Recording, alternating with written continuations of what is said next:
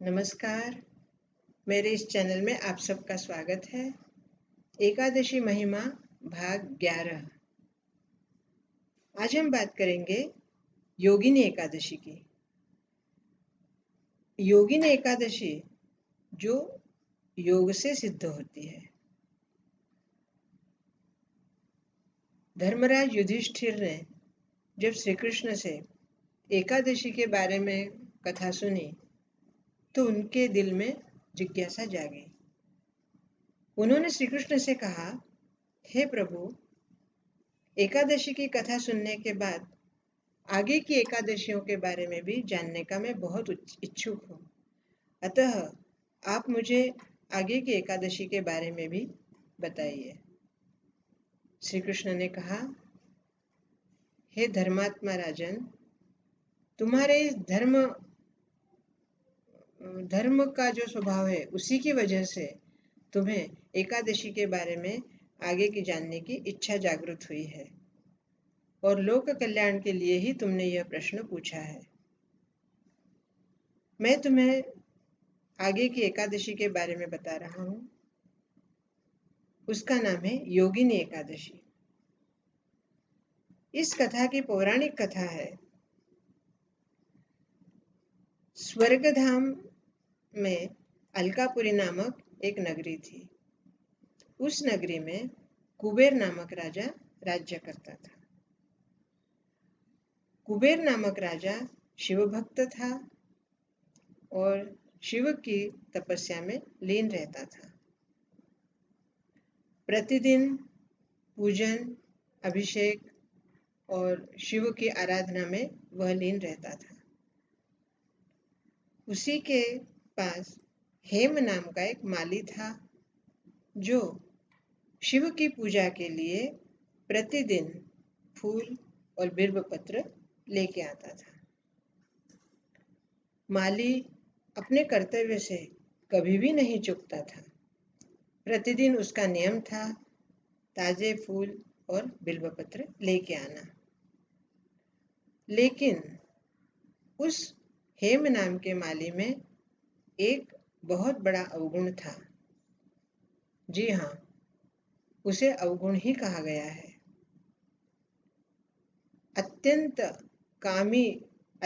कामासक्त व्यक्ति को अवगुणी कहा जाता है। उस हेम नाम के व्यक्ति में यह अवगुण था। उसकी विशालाक्षी नाम की पत्नी थी जो अत्यंत रूपवती थी। एक दिन मानस सरोवर से वह कुबेर राजा के लिए शिव की पूजा के निमित्त कुछ फूल और बिल्वपत्र लेके आ रहा था। उसके दिमाग में अपनी पत्नी का विचार आया और वह उसके साथ, विशालाक्षी के साथ हास्य विनोद में रमण करने लगा। और इस रमण काल की वजह से ही वो विस्मरण हो गया उसको कि वो पूजा के फूल लेके जा रहा है।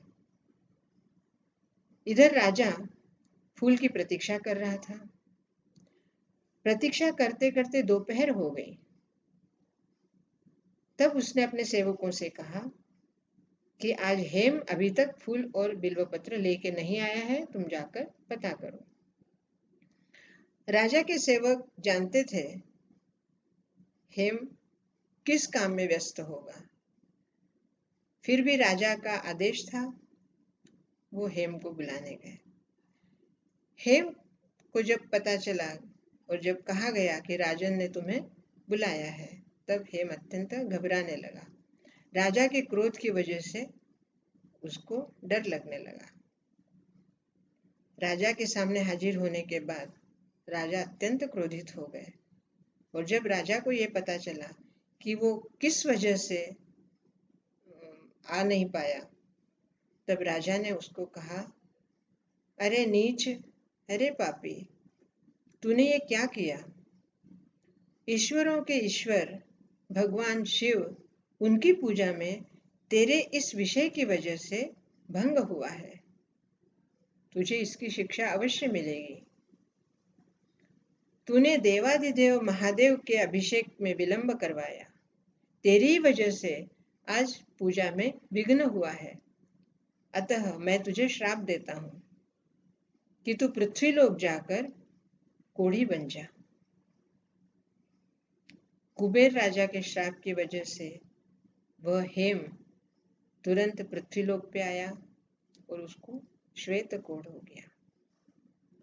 उसी वक्त उसकी पत्नी विशालाक्षी वो भी अंतर्ध्यान हो गई।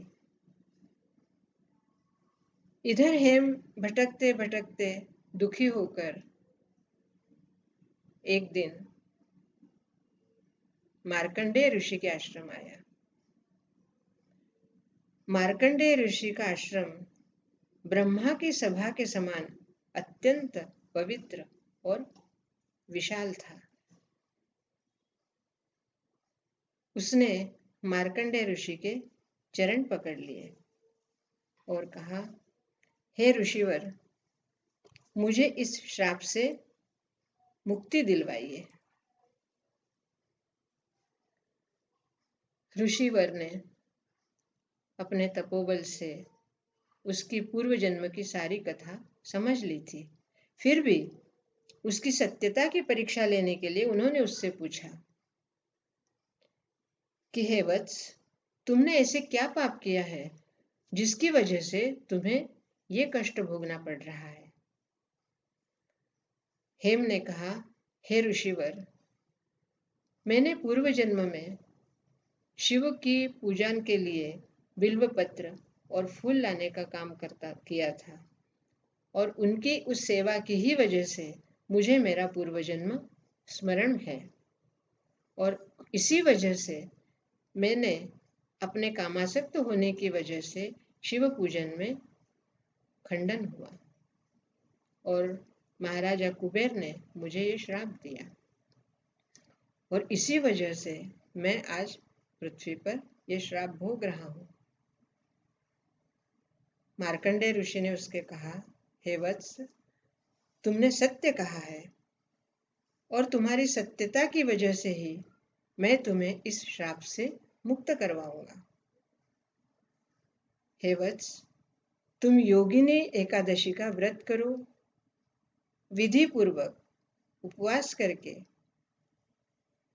श्री विष्णु की महापूजा करके और रात को भजन कीर्तन करके सुबह ब्राह्मणों को भोजन करा के और उसके बाद तुम अपना व्रत छोड़ना और इस व्रत के पुण्य को तुम श्री विष्णु के चरणों में अर्पित करना। मार्कंडेय ऋषि के कहे अनुसार उस हेम नामक माली ने योगिनी एकादशी का व्रत किया, सारा दिन उपवास किया, श्री विष्णु की आराधना की, रात को भजन कीर्तन करके सुबह द्वादशी के दिन उसका पारण किया। श्री कृष्ण को अर्थात श्री विष्णु को उसने अपना पुण्य अर्पित किया और उस पुण्य की वजह से उसे पुनः दिव्य देह प्राप्त हुई और वह स्वर्गधाम चला गया। श्री कृष्ण ने धर्मराज युधिष्ठिर से कहा, हे राजन, इस योगिनी दशा का जो पुण्य है वह 88,000 ब्राह्मणों को भोजन खिलाने का पुण्य मिलता है। इसलिए जो व्यक्ति अपने जीवन काल में ब्राह्मण भोजन नहीं करा सकता, वह इस योगिनी एकादशी का व्रत विधि विधान से करने के बाद श्री विष्णु को समर्पित करे तो उसे 88,000 ब्राह्मणों को भोजन खिलाने का पुण्य प्राप्त होता है। और इस तरह श्री कृष्ण ने ये कथा धर्मराज युधिष्ठिर को सुनाई। दोस्तों, हर रोज की तरह आज भी मैं यही कहूंगी कि ये कथा हमें क्या सीख देती है। पहली बात, हमारे कर्तव्य में कभी भी भावना को नहीं सम्मिलित करना चाहिए। क्योंकि भावना से ही कर्तव्य में कहीं न कहीं त्रुटि होती है। इसलिए कर्तव्य कर्म जब करेंगे तब भावना एक तरफ रखिए। दूसरी बात, अगर आपके हाथ से कोई महापाप हुआ है तो उस पाप को ईश्वर के सामने कहने में संकोच ना करें। अपने पाप को स्वतः आप प्रकट करें और उसके बाद जब आप उस पाप को प्रकट करते हैं तो ईश्वर आपको कुछ न कुछ मार्गदर्शन करके और उस पाप से मुक्त का मार्ग दिखाते हैं। दोस्तों, ये कहानी आपको कैसी लगी? इससे आपको क्या सीख मिली?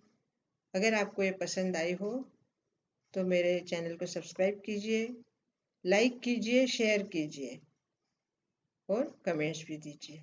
आपका बहुत बहुत धन्यवाद। जय श्री कृष्ण।